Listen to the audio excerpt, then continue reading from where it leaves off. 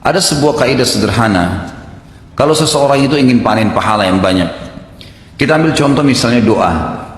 Kalau ada orang yang sudah kaya, lalu saya bilang kepada ikhwat dan akhwat sekalian, doain dia supaya tambah kaya. Atau ada orang pintar, saya bilang doain dia supaya tambah pintar. Ada orang punya kelebihan fisik, gagah atau cantik, saya katakan doain supaya dia tambah gagah, yang satunya tambah cantik. Kira-kira akan muncul pertanyaan apa dari antum kalau belum tahu? Antum akan mengatakan, untuk apa Ustaz? Orang sudah kaya didoain supaya kaya lagi untuk apa? Bukan lebih baik orang miskin yang didoain? Atau orang gagah dan cantik, atau orang yang pintar, bukankah lebih baik orang bodoh yang didoain supaya pintar? Atau orang yang memiliki kekurangan fisik dimintain dan doa sama Allah supaya jadi gagah dan cantik? Maka saya katakan memang boleh saja orang yang jelek diminta jadi gagah, orang yang miskin jadi kaya, bisa saja. Tapi yang penting intinya mendoakan orang yang sudah punya kelebihan agar Allah lebihkan lagi. Sebenarnya secara syariat kita sedang mendoakan diri kita kepada Allah Subhanahu wa taala. Karena Nabi SAW telah bersabda dalam hadis, kalau seandainya seseorang mendoakan saudaranya muslim apa saja kebaikan, ya Allah berkahi kekayaannya, ya Allah berkahi kegagahannya, kecantikannya, kepintarannya, tambahkan buat dia Allah, maka malaikat di atas kepalanya berkata, walaka mithluhu, kau akan dapat sama, kau akan dapat sama. Jadi sebenarnya kita sedang mendoakan diri kita. Karunia dari Allah Subhanahu wa taala, Allah meminta kita agar tidak cemburu dengan orang, tapi kita malah mendoakan kebaikan. Ternyata itu kata kuncinya agar kita mendapatkan apa yang dimiliki oleh orang itu. Seperti itu kurang lebih. Jadi jangan dibalik, jangan malah hasud, jangan malah jengkel, iri, dengki dengan orang yang punya kelebihan. Tidak, doain dia, gitu kan? Doain dia. Begitu pula sebaliknya, jangan doain orang keburukan. Benci dengan tetangga, ya Allah matikan. Malaikat bilang apa di atas kepalanya? Walaka mithluhu, walaka mithluhu, kau dapat sama, kau dapat sama, gitu kan? Loh iya, bisa dia mati duluan sebelum tetangganya, kan gitu. Jangan doain keburukan orang lain.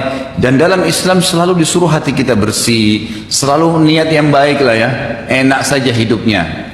Kalau ada orang berbuat jahat dengan kita, lalu kita doakan untuk dia kehancuran, ghibah, fitnah, ngambil hak kita, ya Allah matikan dia, putuskan urat sarafnya. Apalah kalau orang misalnya dendam karena haknya diambil, bolehkah? Dia terzalimi, boleh. Tapi pada saat orang itu Allah berikan betul, diputus urat sarafnya, Allah matikan, udah selesai, terbalaskan jengkelnya dia. Baik, setelah itu kita dapat apa? Nggak ada. Belum tentu bahkan hak kita kembali dari dia. Tapi kalau orang berbuat jahat, kita katakan, ya Allah berikan dia hidayah, buka hatinya supaya dia merasakan iman, berikan dia ilmu-ilmu syar'i kepadanya. Mudah-mudahan dengan begitu ya Allah dia bisa mengembalikan hak-hak saya. Lalu Allah berikan dia hidayah, dia kembalikan hak kita, dan selama dia jadi baik sampai dia meninggal, kita panen pahalanya. Mana yang lebih baik? Gitu kan? Jadi selalu pintunya kebaikan, kebaikan, kebaikan, kebaikan. Bahkan sampai orang punya kelebihan pun depan mata kita doain. Subhanallah, saya lihat ini di teman-teman saya di Saudi sudah satu hal yang seperti kebiasaan. Jadi kalau saya lagi telepon teman saya di Saudi ini, alhamdulillah saya lagi buka begini, saya lagi begini. Yang paling pertama itu, semoga Allah berkahi ya akhi, insya Allah Allah pertambah lagi, insya Allah Allah lipat gandakan, insya Allah begini, didoain sama dia banyak. Karena mereka faham, oh dengan mendoain itu sebenarnya dia sedang doain dirinya, gitu kan? Hampir semua subhanallah kalau saya temuin, bahkan sudah menjadi kebiasaan dulu di kampus, teman-teman saya di luar kampus kalau ketemu salaman, bagaimana keluarga inti? Oh baik semua alhamdulillah, insya Allah Allah berkahi, keturunan itu jadi orang soleh, didoain temannya sebelum pisah, awal ketemu. Itu satu hal yang biasa gitu, karena mereka faham, mereka sedang mendoakan diri mereka sendiri.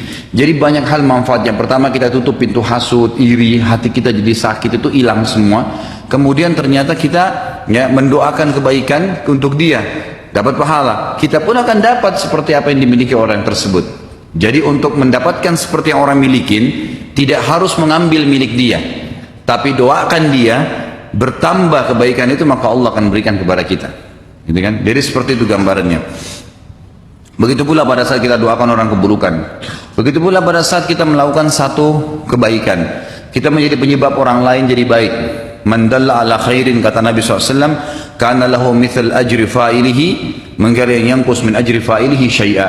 siapa yang tunjukkan orang menjadi penyebab orang lain melakukan kebaikan, antum tunjukkan teman-teman antum, oh ini ada pengajian di sini, mereka datang misalnya. Maka itu jadi penyebabnya. Ada masjid di sana, kita sholat yuk. Atau lagi jalan ke masjid, kita panggil tetangga, ayo sholat pak, ayo sholat bu, misalnya sholat. Orang ikut sholat, kita dapat pahala, itu juga dapat pahala. Tapi Allah berikan kepada kita pahala seperti dia tanpa dikurangin pahalanya. Siapa yang menjadi petunjuk saja orang berbuat kebaikan, maka dia akan dapat pahala pelakunya tanpa dikurangi sedikit pun dari pahala pelakunya. Jadi kalau ada orang nanya di mana alamat ini, di mana alamat itu, semuanya baik, masjid, majelis taklim, dia mau silaturahim keluarganya, tunjukin. Sebaliknya, man dalla ala syarrin, siapa yang menunjukkan kepada keburukan, kana lahu mithl ya wazri fa'ilihi min ghairi yanqus min wazri fa'ilihi syai'a. Siapa yang menunjukkan kepada keburukan, maka dia akan panen dosa seperti pelakunya, ya kan? Tanpa dikurangi sedikit dari dosa pelakunya. Ada orang tanya di mana alamatnya diskotik ini, oh di sana, dengan semangat dia tunjukin. Kan itu orang itu mabuk-mabuk semua, dia tidur di rumah dia dapat dosa sama, gitu kan? Ya, jadi kalau keburukan jangan ditunjukin. Gitu. Gitu ya Pak Yo ya. Ya, jadi nggak boleh nunjukin keburukan. Ya. Jadi seperti itu dalam Islam. Nah, ada juga hal-hal kaidah dasar dalam Islam. Apa yang antum pernah lakukan pada seseorang, itu dengan hukum Allah Subhanahu Wa Taala, dengan sunnatullah akan terjadi pada kita. Misal, ada satu keadaan di mana orang sangat kepepet butuh bantuan. Datang, kadang-kadang Allah uji kita dengan cara itu. Ada orang datang tiba-tiba sampaikan, saya lagi begini, saya lagi begini, saya lagi begini. Allah mau lihat nih, bantu nggak? Baik, kita bantu misalnya dengan ikhlasnya. Baik, silahkan. Pastikan ikhwas kalian dan akhwat, satu waktu Allah akan membuktikan kebenaran sunnahnya, hukumnya. Nanti akan datang waktu antum kepepet sekalian, akan ada orang yang bantu antum. Nabi SAW mengatakan, kama tadinu tudan, sebagaimana kau memperlakukan orang lain, kau akan diperlakukan. Apapun sifatnya, gitu kan? Dalam sabda Nabi SAW yang lain apa? Jagalah kehormatan kemaluan kalian, Allah akan jaga kehormatan kemaluan pasangan kalian. Sucikan diri kita, istri kita dijaga oleh Allah Subhanahu Wa Taala. Kita selingkuh di sana, ini juga selingkuh. Harus hati-hati. Nah, dan berbaktilah kepada kedua orang tua kalian. Allah akan membuat anak-anak kalian bakti dengan kalian. Kata kuncinya itu. Ternyata sebagaimana kita memperlakukan seseorang, apa yang kita lakukan, Allah akan balas dengan hal yang sama. Tadi itu contoh kebaikan, gitu kan? Menjaga kemaluan dari yang haram, bakti dengan orang tua, bersedekah, kebaikan-kebaikan yang kita kerjakan. Nanti akan datang waktu Allah buktikan tuh, kita butuh dan Allah bantu. Ada orang pernah utang, dia bilang saya nggak mampu bayar, ya sudahlah saya maafin. Pastikan satu waktu antum akan punya keadaan nanti di mana mungkin lagi belanja di toko orang, kalau antum tidak punya utang, udah nggak usah bayar, nggak apa-apa, digratisin. Itu akan datang ya. Bagaimana Allah membuktikan bahwasanya kamu pernah berbuat baik ini, Allah akan balas. Ya, jazakallah khair.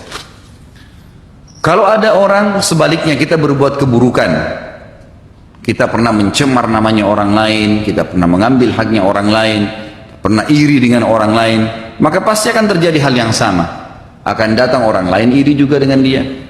Akan datang satu waktu, mungkin bukan pada saat itu, tapi akan terjadi dalam kehidupannya. Allah akan buktikan itu.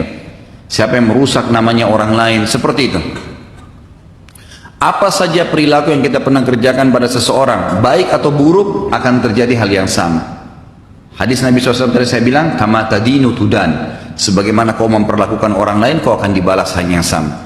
Dalam hadis yang lain dikatakan, al-jaza min jinsil amal, balasan akan datang sesuai dengan perilaku atau perbuatan seseorang. Dan ini jelas sekali. Baik, Imam Az-Zahabi mengangkat hadis ya di sini, hadis riwayat Hakim ya, dengan sanad yang sahih dalam Kitabul Ilm. Dan juga ini Imam Az-Zahabi mensahihkannya. Man akala bi muslimin aklatan at'amahu Allahu biha aklatan min nari yaumal qiyamah. Barang siapa yang memakan harta seorang muslim, niscaya Allah akan memberinya makan disebabkan dari perbuatannya tadi dari api neraka pada hari kiamat. Wa man aqama bi muslimin maqama sum'atin, dan barang siapa yang meletakkan seorang muslim pada kedudukan sum'ah. Sum'ah itu memaksanya pada keadaan hanya dia malu, dipermalukan di depan umum. Ya.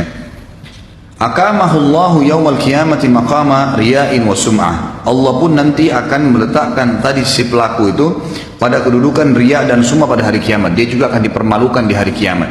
Dia juga akan diperlakukan pada hari kiamat. Wa man iktasa bi muslimin thawban kasahu Allahu thawban min narin yaumal qiyamah. Barang siapa yang memakai baju seorang muslim, mengambilnya bukan hak dia, maka Allah akan mengenakannya baju dari neraka pada hari kiamat. Riwayatkan Al-Hakim. Kata para ulama, ini adalah pelengkap daripada siksaan bagi seseorang yang tidak sempat taubat di dunia. Kalau di dunia akan datang kepada dia cobaan-cobaan tadi. Dia pernah mencuri, akan dicuri juga dari dia, gitu kan? Dia beli HP tapi uang curian, pasti HP-nya hilang, dicuri juga sama orang lain. Gitu. Seperti itu. Dia makan makanan haram, dia nggak sadar, dia pikir dia berhasil, ternyata perutnya akan jadi bermasalah dan sakit. Banyak hal yang datang di dunia. Itu dia taubat atau tidak taubat akan datang konsekuensi di dunia. Kalau dia tidak taubat, lebih berat lagi, karena di akhirat Allah akan berikan balasan yang setimpal dengan perbuatannya tadi. Dia merusak namanya orang lain, dirusak juga namanya hari kiamat, dipermalukan juga. Dia mau ngambil makan bajunya orang lain, dia juga akan diberikan baju dari api neraka hari kiamat. Jadi begitu terus. Ada contoh hadis waktu kita bahas tentang masalah minuman keras, bab khamr, minuman keras haram. Dosa besar awal-awal ya. Apa kata Nabi SAW? Siapa yang minum khamr di dunia, tidak sempat taubat sebelum meninggal, dia tidak akan meminumnya di akhirat. Balasannya ada, gitu kan? Kenapa dikatakan di akhirat? Karena di surga itu ada 4 sungai. Dalam surah Muhammad disebutkan. Salah satunya adalah sungai khamr. Sungai khamr, memang arak itu ada sungainya, tapi tidak memabukkan lagi di surga. Bahkan Allah SWT mengatakan wa khamrin ladzatin lisyaribin. Dan khamr di surga nanti itu sangat lezat untuk diminum, gitu kan? Di sini sabda Nabi SAW, siapa yang minum khamr di dunia, dia tidak akan meminumnya di akhirat. Larangan Allah dilanggar sama dia, dia tidak sempat taubat sebelum meninggal, walaupun masuk surga kata ulama, di surga dia nggak minum. Dapat fasilitas yang semuanya yang ada, tapi yang ini tidak boleh, dia terharamkan. Mirip juga hadis yang sama, kata Nabi SAW tentang sutra dan emas bagi laki-laki kan? Waktu beliau angkat sutra dan emas, beliau mengatakan inna hadani haramun ala dhukuri ummati. 2 benda ini haram bagi laki-laki umatku. Lalu beliau mengatakan bagi laki-laki siapa yang memakainya di dunia, emas dan sutra tadi, maka dia tidak akan memakainya di akhirat. Maksudnya kalau dia meninggal tidak sempat tobat di dunia, maka dia terharamkan dari baju sutra di surga, dan juga dia tidak bisa menggunakan perhiasan dari emas yang memang dasarnya tembok-tembok rumahnya orang istana surga itu dari emas. Dia akan kehilangan masalah itu. Jadi begitulah sunnatullah yang harus difahamin, bahwasanya ada sebuah sistem yang pasti akan datang. Kalau kita faham ikhwan akhwat sekalian, setiap kali kita mau mengeluarkan satu kalimat ghibah atau fitnah, akan datang hukuman yang sama kepada kita. Pastikan antum tidak akan mau buat dosa itu. Kita nggak bakal mau, karena kita orang yang berani mau melakukan satu perbuatan itu karena dia tidak punya ilmu bahwasanya ini akan terjadi balasan kepada dia yang setimpal. Enggak. Tapi kalau dia faham, dia nggak bakal lakukan. Kita tidak akan ghibah, tidak akan ngambil barangnya orang, tidak akan melakukan perbuatan apapun yang berhubungan dengan mereka. Karena saya pernah jelaskan ada 2 dosa ya. Ada dosa yang merupakan hakullah dan ada hakku adami. Ada haknya Allah, sholat, ya, puasa, itu haknya Allah Subhanahu wa taala. Artinya kalau antum taubat, Allah terima, udah dimaafin sama Allah, nggak ada hubungan sama manusia. Tapi yang sedang kita bahasin adalah dosa yang kedua, hakku adami, hubungan dengan manusia, hubungan dengan makhluk, gitu kan? Nah ini kalau antum buat dosa ghibah misalnya, harus taubat kepada Allah dan harus minta maaf, perbaikin hubungan dengan dia. Nah ini yang berhubungan dengan manusia ini nggak bisa. Antum kalau yakin sentuh sedikit saja yang bukan barang antum, satu waktu barang antum juga akan disentuh. Bahaya sekali itu. Ya. Dalam masalah rumah tangga, sekali berbuat yang haram, terbuka pintu buat keluarga kita itu. Kecuali Allah SWT selamatkan. Gitu kan?